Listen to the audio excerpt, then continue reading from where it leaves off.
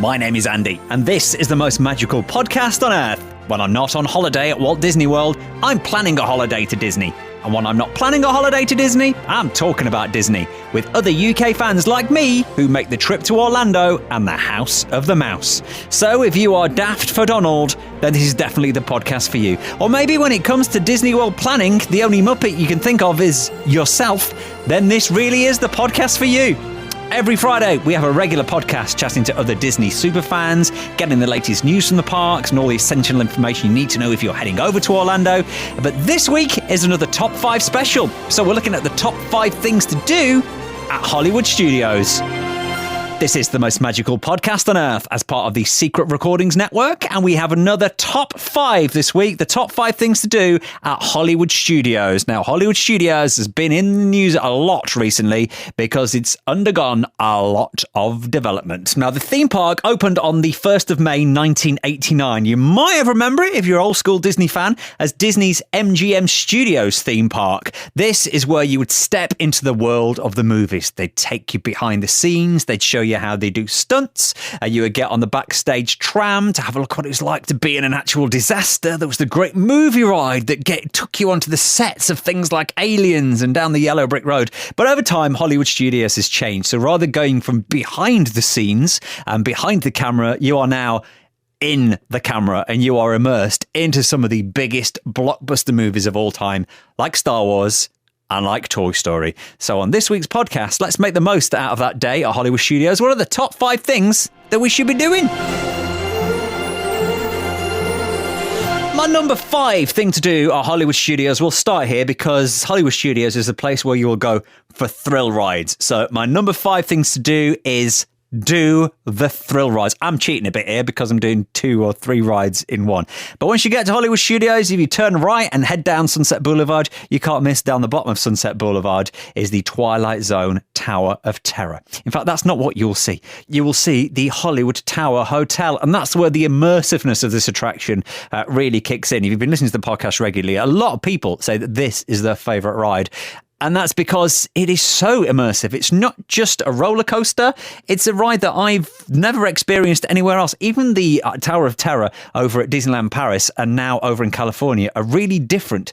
Because this, you check into the hotel, you go into the lift, your lift goes down to a corridor, and then, well, who knows what else would happen in the Twilight Zone. I don't want to ruin any more, but you probably have an idea. But also right next to the Tower of Terror, if you do love a roller coaster and you love your rock and roll, then how about Aerosmith's Rock and Roller Coaster? This is not just a roller coaster. This is a high-speed, super stretch limo that shoots you off through the Hollywood sign just to make sure that you get to that Aerosmith gig in time. And so immersive is this ride that you're actually listening to Aerosmith on the radio on your way to the gig in your car. That is why, at 5, thrill rides are my 5th thing to do at Hollywood Studios.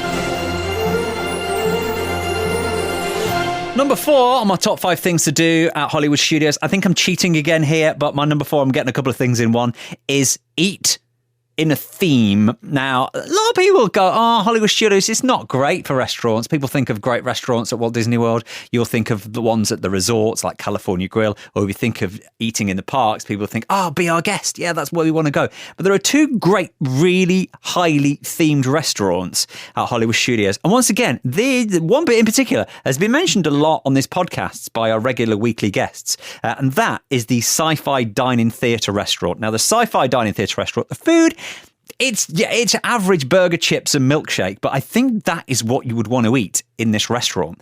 Because when you go in this restaurant, you immediately step foot from outside, where it's hot and sunny, into somewhere that's really dark and cool, because you're stepping outside into outside. You are stepping into a parking lot, and you're sitting in a little car, and you are watching a drive-in movie. They're showing like really old black and white B movies on the screen. People don't really pay attention to what's actually happening on the screen. That's just kind of like there for the ambience. But you're actually sitting in the car and it's like you're at a drive-in movie watching these old sci-fi films, which is why this has partly made it onto number 4, themed dining. And the other restaurant I'm going to go for, and again, a lot of people don't think about this one when they think to eating at Walt Disney World, that is 50s Primetime Cafe. Now, 50s Primetime Cafe, once again, your surroundings are really highly themed. It's classic American comfort food. It's meatloaf, it's fried chicken, it's mac and cheese, but it's in a 1950s theme. So when you walk in, it's like you're eating with your family, but your family were stars of a 1950s sitcom, if you know what I mean. So your server, your waiter, your waitress is not your waiter or waitress server. They are your cousin, and out back, auntie and mum are making your food. And if you don't eat that food, they will be very upset. If you don't eat your greens, then there'll be no dessert. If they catch you with your elbows on the table, you'll get told off.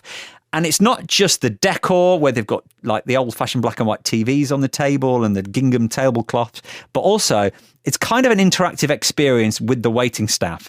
And if you're up for a bit of a laugh, you can be humiliated. I've seen people being fed by the waiter or waitress. They'll pick up the fork and they'll do the whole aeroplane open wide, that kind of thing. Now, if you don't want to be part of that, if you just say to your waiter, look, all right, we're only here for the food, we don't want to get involved in the banter and the sassiness, then they won't do it. You can just sit back, eat the food, and just watch everybody else. But again, it's not just a restaurant, it's more of an immersive experience. So there are two places to eat that are really good and sometimes forgotten about at Hollywood Studios, which is why eating in a theme is my number 4 on my top 5 list for Hollywood Studios.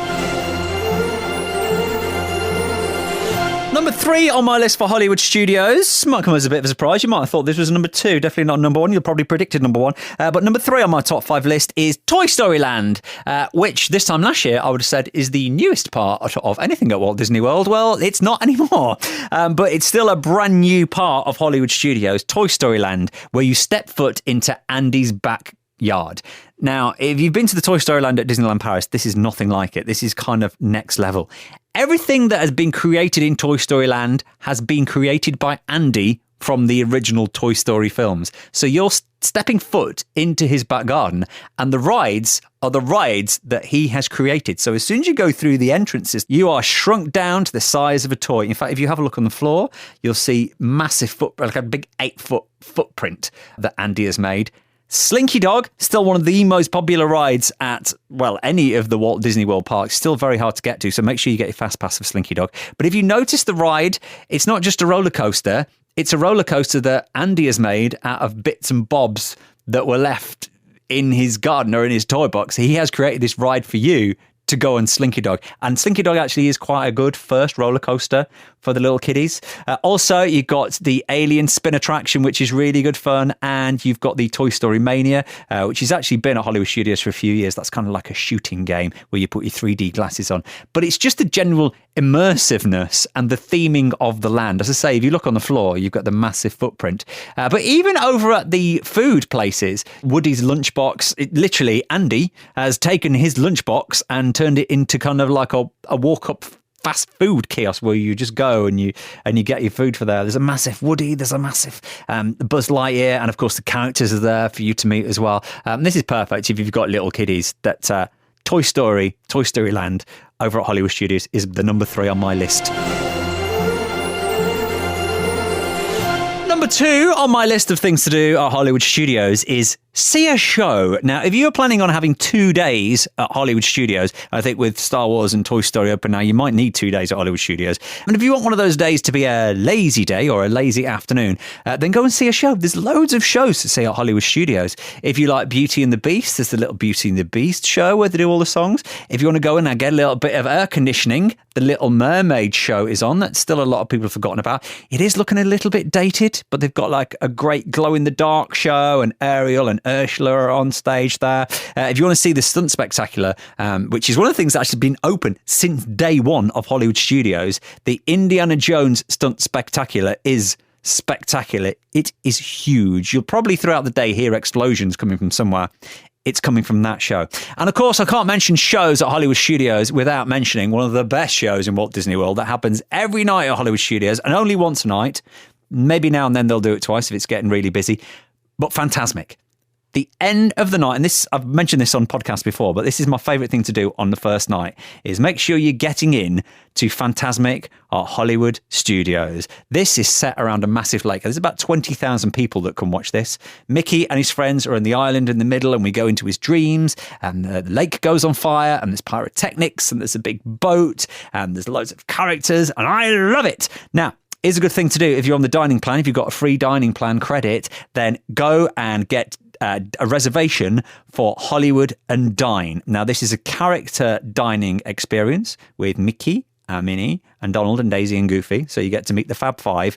But also, if you do it on a Fantasmic dining plan, you will get a good fast pass for a good seat for Fantasmic. So what you're getting here, you're getting buffet food, you get to meet the characters, and you're getting a good seat for Fantasmic. And if you're using the free dining plan, that's only 1 credit. So Fantasmic dining package, a great thing to do. If you want to pay out of pocket, I think it's about $60.